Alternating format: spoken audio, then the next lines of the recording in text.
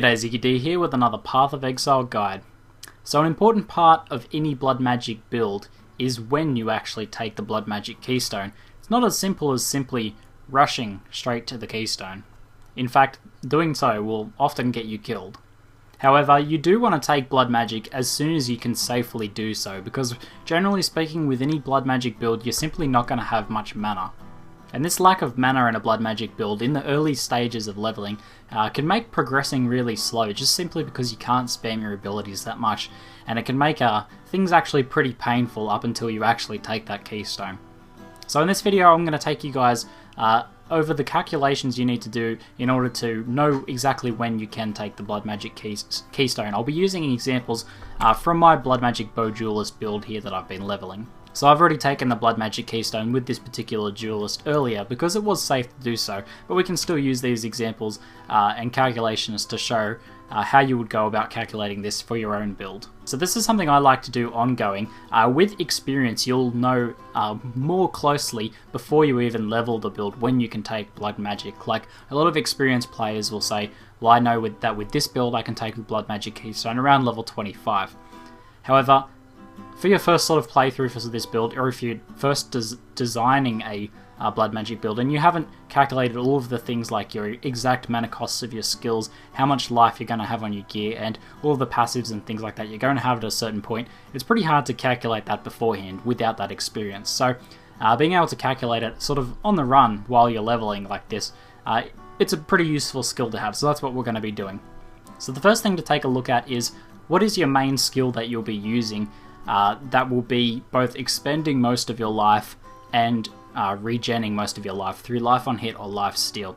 Now for me, it's my AoE ability Split Arrow, which costs 26 mana. It is also important to note the other abilities that you're using, such as my single target, which costs 10 mana, and we've got like curses like projectile weakness, which is quite expensive, 75 mana cost. And then from that point onwards you want to calculate also your auras, because the mana amount reserved by your auras is fairly important. For the most part, actual integer mana reserved auras like this, like 115 rather than a percentage, are pretty much always going to be fine with blood magic. It's very rare that you'll have one that's simply too expensive to run on your blood magic build, so that's why these sorts of auras are excellent to use. As you can see, I've got 3 auras there that are that integer reserved amount and no percentage ones because they simply cost way too much. So the next thing we want to look at is we can actually go into our character panel here and take a look at Split Arrow, and this gives us all of the information pretty much we need on hand here. So we've got life gained on hit per hit for Split Arrow is 26 life. Now the actual cost of Split Arrow itself is 26 life, and that's simply because my where is it? My life gain on hit gem is fairly well leveled now, so it's providing quite a bit, and I also have probably some life on hit from gear as well. Now we also have life leech from physical attacks, which is a little bit trickier to calculate and in the earlier stages is less relevant, but in the late game that becomes more relevant. However, since we're just focusing on when to take the blood magic support, the life leech is not as important in this calculation here. However, if you don't have life on hit and you are going for life leech and you're using like a big physical damage attack, then you're going to have to do that calculation instead. So now let's take a look at the way that this skill functions.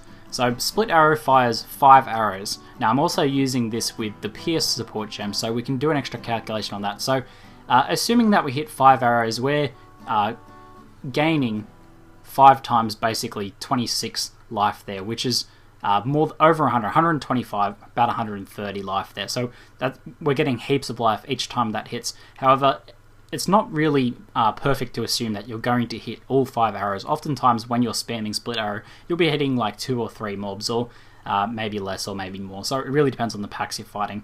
Now with the Pierce support gem, we also have a little bit of an extra calculation we can sort of make in our head.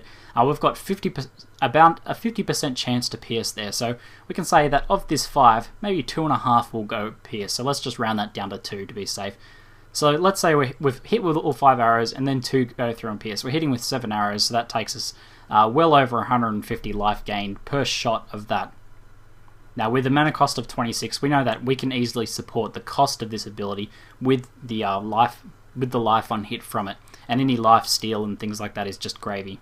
So it's pretty much safe to say that our skills are fine in that they can support ourselves. However, we have these other skills here which don't actually give us that much life return. Like if we go take a look at Fire Arrow, we've got life gained on hit is only 2, and then we've got life steal, which is 2%, which is not very much of the actual damage per hit. So if we can actually take a look here at the main hand physical damage for Fire Arrow, because remember, life steal is only calculated from physical damage, and it's ranging from 100 to 200. So let's just say the bare minimum of that is 100. Now 2% of that's only 2 life, so we're getting 4 life returned for each 10 mana cost from that. So this is when we need to start taking a look at the defensive side of things, which is regen, because this is an important part of this calculation here. Now we've got 31 life regen per second, and if we're firing our fire arrows at a rate of how fast attacks per second, slightly over 1 per second, then we can easily support that just from our regen alone. Now as a bare minimum with blood magic, you want to break even with your skills. So whenever you're using any of your skills, you want your life regen plus your life steal or life on hit to break even so that you're not losing any life. However, that's not really enough for survivability. What you actually want to be doing is having a net positive overall, because you also want to be able to heal and overtake any damage that's actually incoming from other sources, like mobs attacking you, for example. So if we say roundabouts that whenever we fire split arrow into a group of mobs that are attacking us, we're getting 150 life. Costs 26 life, so let's just say we're getting 125 life from that each time we hit. Now plus our regen, because that's broken even already itself, we're getting an extra, what was our regen again? An extra 30, so we're gaining around 150 life each time we attack, 8 per second basically. So what if you're at a lower level and you don't have this massive surplus or net positive gain of life in these calculations? Then it really sort of depends on your build. If you're using a character like this that can kite with a bow, then having a small net positive, like only a couple life net positive, is okay, because you're basically slowly going to regen your health as long as you're not taking any damage. However, if you're a melee character, you want an extra amount of net positive, so you really want to wait until your regen is a bit higher, or your life on hit or your life steal is a bit higher. The great thing about this is that essentially blood magic is a one-point experiment. So if you can get your build to the point where you're ready to take blood magic and you don't know whether it's completely viable or not yet, you can simply sit here, and if you decide to take blood magic, you can take it for a little while, give it a careful test, and then simply use a refund point to respec out of it for a while until you go and get a little bit more life and regen and things like that if you need to. So it's not a huge risk to just test a little bit if you're sort of in the vicinity already. You can spend 1 or 2 points to get there for most of the builds that will be using blood magic. Overall, deciding when you can get away with taking blood magic isn't too difficult. The more important thing is to decide how much added survivability you want, how much extra life surplus whenever you're attacking and regenning you need to be safe in the content you're doing, and whether you're playing hardcore and softcore, that decision could be a little bit different. You could wait a little bit longer in hardcore just to make sure you have that extra life sorted out. So I hope you guys have found this video helpful. That's it for now. I'm ZiggyD, and thanks for watching.